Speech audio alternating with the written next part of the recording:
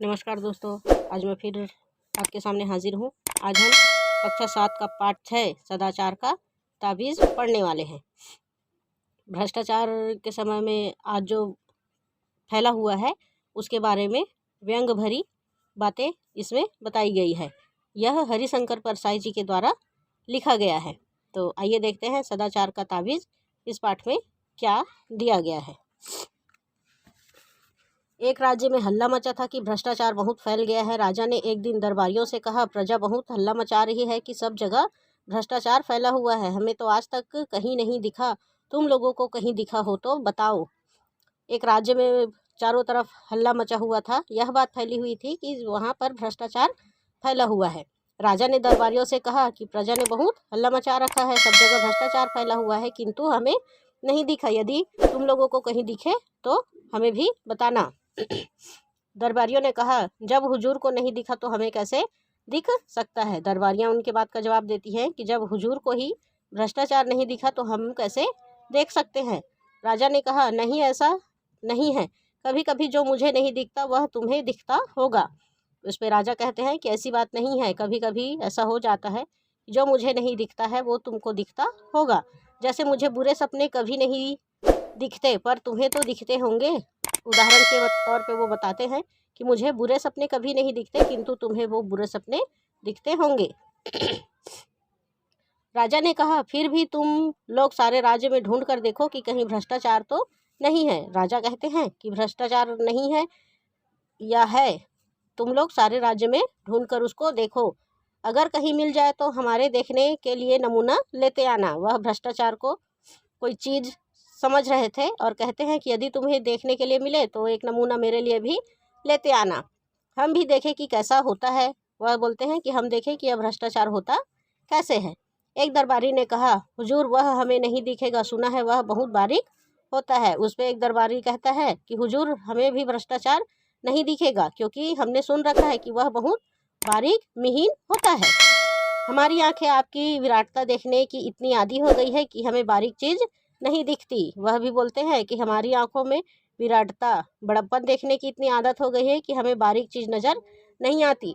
हमें भ्रष्टाचार दिखा भी तो उसमें हमें आपकी ही छवि दिखेगी। वह कहते हैं कि यदि हमें भ्रष्टाचार दिख भी गया तो उसमें आपकी ही छवि दिखेगी, क्योंकि हमारी आंखों में तो आपकी ही सूरत बसी है। वह कहते हैं कि हमें आपकी छवि ही दिखेगी, क्योंकि हमारे आंखों में आपकी बस सूरत बसी हुई है। पर अपने राज्य में एक जाति रहती है जिसे विशेषज्ञ कहते हैं। वह कहते हैं, किंतु हमारे राज्य में एक जाति रहती है जिसको लोग विशेषज्ञ कहते हैं।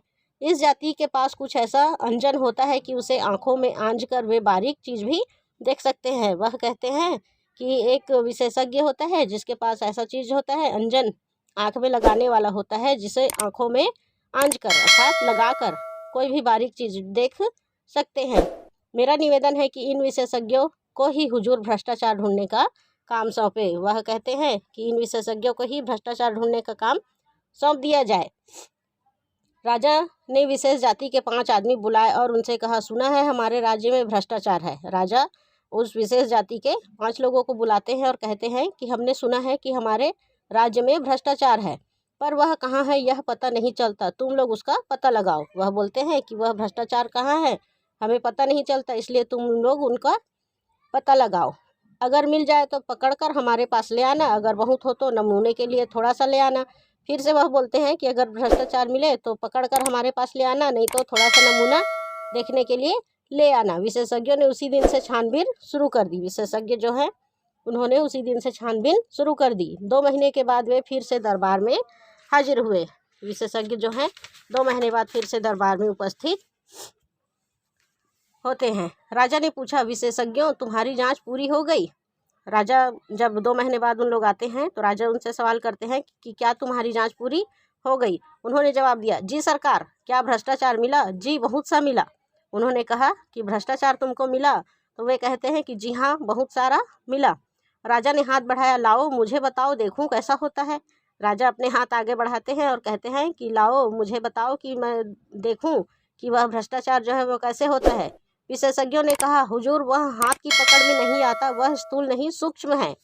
विशेषज्ञ कहते हैं कि हुजूर वह ऐसा चीज़ है जो हाथ की पकड़ में नहीं आता, वह स्थूल नहीं सूक्ष्म है अर्थात छोटा है। वह सर्वत्र व्याप्त है, उसे देखा नहीं जा सकता, अनुभव किया जा सकता है। वह बताते हैं कि वह सभी जगह व्याप्त है, फैला हुआ है, किंतु उसे देखा नहीं जा सकता, सिर्फ महसूस किया जा सकता है।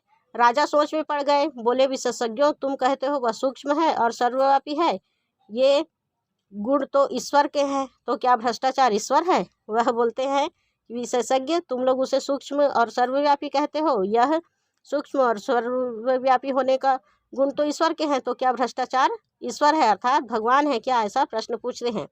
विशेषज्ञों ने कहा हाँ महाराज, अब भ्रष्टाचार ईश्वर हो गया है। एक दरबारी ने पूछा पर वह है कहाँ, कैसे अनुभव होता है? विशेषज्ञ कहते हैं कि हाँ, अब भ्रष्टाचार ईश्वर ही बन गया है। उस पर एक दरबारी पूछते हैं कि वह कैसे, कहाँ पर है और कैसे अनुभव हो सकता है? विशेषज्ञों ने जवाब दिया वह सर्वत्र है, वह इस भवन में है, वह महाराज के सिंहासन में है। सिंहासन में है कहकर राजा साहब उछलकर कूद पड़े। विशेषज्ञ जवाब देते हैं कि वह हाँ सर्वत्र अर्थात सभी जगह है, वह इस भवन में भी है और महाराज के सिंहासन में भी है। इतना सुनकर राजा सिंहासन से उछलकर दूर खड़े हो गए। विशेषज्ञों ने कहा हाँ सरकार सिंहासन में है, पिछले माह इस सिंहासन पर रंग करने के जिस बिल का भुगतान किया गया था वह बिल झूठा है। विशेषज्ञ बताते हैं कि हाँ सरकार, सिंहासन में पिछले माह जो रंग करने के लिए बिल का भुगतान किया गया था वह झूठा है, वह वास्तव में दुगने दाम का है, आधा पैसा बीच वाले खा गए। वह बताते हैं कि जो बिल बनाया गया था वह जितना बिल बना था उसके 2 गुने दाम के थे, उसके आधा पैसा बीच में जो रहते हैं वो लोग खा गए। आपके पूरे शासन में भ्रष्टाचार है और वह मुख्यतः घूस के रूप में है। वह उनको बताते हैं कि आपके पूरे शासन में भ्रष्टाचार फैला हुआ है और वह घूस के रूप में जाना जाता है। विशेषज्ञों की बात सुनकर राजा चिंतित हुए और दरबारियों के कान खड़े हुए।